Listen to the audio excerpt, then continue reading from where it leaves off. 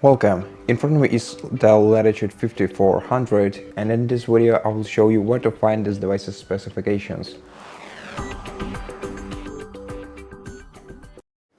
To locate your device's specifications, go to Start menu, open Settings, then go to System section and scroll down to the About menu, and here you can find the brief information about your device's hardware elements.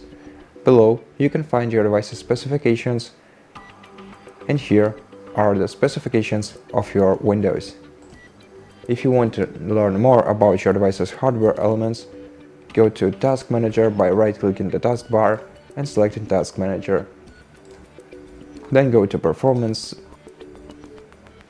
and here, by switching the tabs, you can learn everything you need to know about your device's hardware.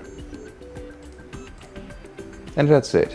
Thank you for watching this video. If you liked it, consider subscribing to our channel, leave us a like in the comment below, and I'll see you in the next one.